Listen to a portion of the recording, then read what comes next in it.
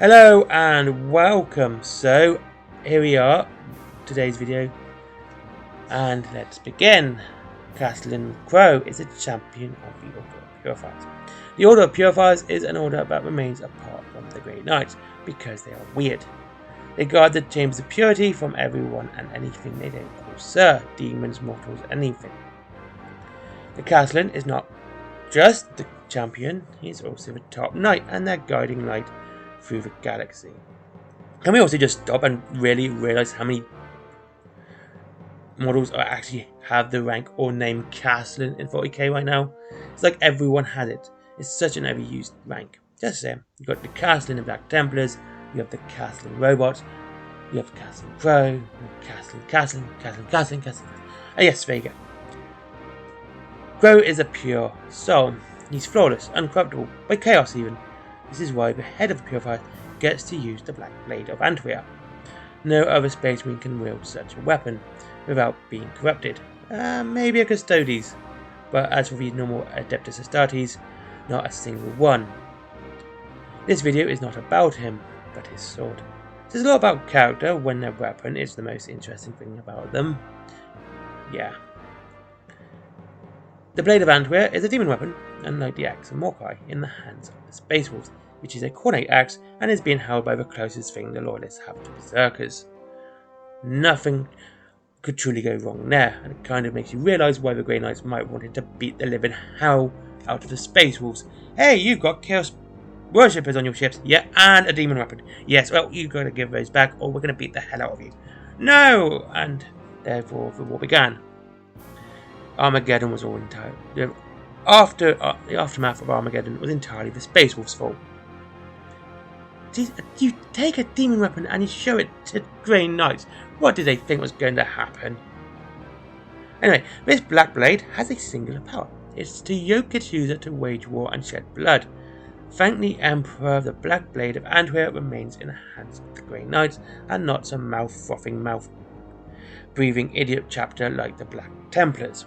As religious zealots that they are, it would turn them to chaos overnight. Bit like why Rogal Dawn wasn't told about chaos. The Blade will try to control its wielder and the armies that they control. Bloody wars would rage across entire sectors, then the Blade would just nope, out of there for centuries at a time, just ditching its user like a bad Tinder date and going back to the warp where it calls home.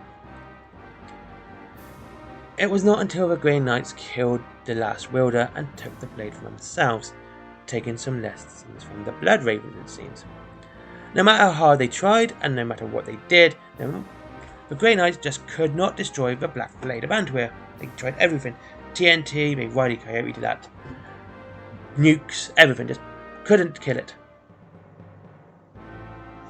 The higher echelons of the Grey Knights deemed the Demon Blade was too corruptive, even for the Chambers of Purity. It's kind of shows what might be in the Chambers of Purity that a demon blade which likes to wage war isn't allowed in there. Maybe there's other things in there that Educated can talk to and, form an alliance. Sick weapons. They are terrified, for the lack of a better term, with them not knowing fear and all that the influence of the Antwyr blade would corrupt Titan and even further afield, which is not a good thing when Terra and Mars would be the next stops. Yeah, just imagine that. If the Titan got corrupted, yeah, Terra would fall pretty damn quick, if not Mars first.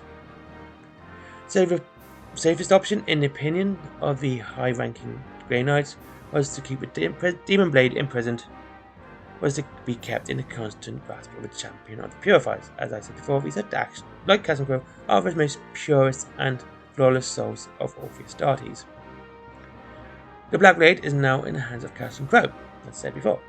Even in the hands of Astartes as stoic as the current champion of the Order of Purifiers, it will not stop the demon in Blade to cajole and entreaties of a Blade Keeper, such as saying things like, "I am the power of death incarnate. I am the sword's edge. I hungrily cut flesh, drink deep of the bloody well beneath. Give me your body, and I promise you glory. I promise you vengeance. I promise you immortality, if you will only let me."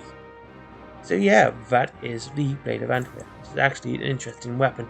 And another little side note is, it has a sister blade apparently, and this sister blade is the Sword of Dracnian, which is held by Abaddon the Spoiler himself, which actually hurts its user. So yeah, but what is the demon? No one actually knows. I've got a feeling it's a corn demon, and that's pretty much it. I don't have much to back for that. Even if you Google Antwyr, you don't get much. So yeah, I would think he's a corn demon, in my opinion. Of course, Dracnian was a demon of Chaos Undivided. He is, and it's I always wait. So yeah, well, I don't know. I mean, like, it would be interesting to find out. Antwyr doesn't. Wow, that's actually a thing again. So yeah.